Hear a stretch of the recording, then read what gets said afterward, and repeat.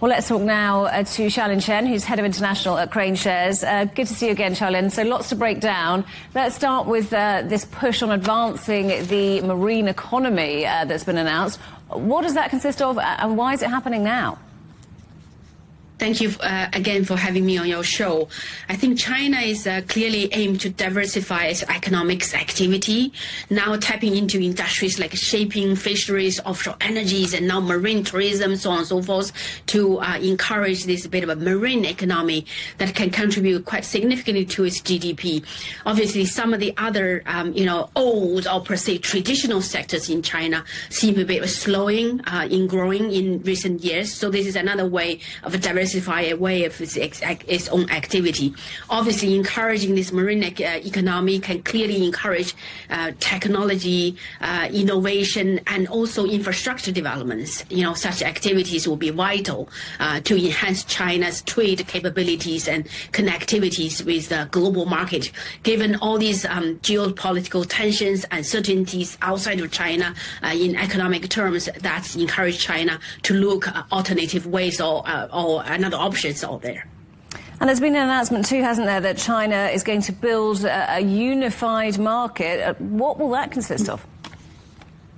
This is clearly a system, or they have been, I think, long. They should be looking into this activity with a goal to at least smoother domestic trades and reduce geopolitical or reduce regional disparities to basically enhance efficiencies, to make the economy more resilient. Obviously, that make the domestic transactions more, unified in a way to remove the challenges they have been facing. This can support China's transitions to consumer-driven economies by enhancing this consistent standard and make the market more accessible across regions and globally. So we'll make the standards and the way of the systems, the language we speak, to do business more globally, more unified, more easy to transact. So you say this move will make it easier globally. How could it make it easier for European companies specifically to do business with China? There's a lot of challenges. Obviously, one, systems-wise, this is the goal to say system-wise we should unify. At least we should look at how we can align or connect with the global standards to make, particularly, certain crucial auditing services, so on and so forth. We speak the similar language or the same language. So when investors are assessing corporates in China, they can make sure they understand the same standards being used here. That's one. I think the second is the language, time difference, and culture, and so on and so forth. These are all being put into agenda to say, China is open and aim to connect with the rest of the world. Europe and China has been long-term trading partners for decades, and this is the way now both sides can get their voice heard and get into practice to get things fixed or amended in a way of understanding each other and then carry on business fundamentally. So these are big changes, aren't they, to the way the economies run? What will they mean at home for China?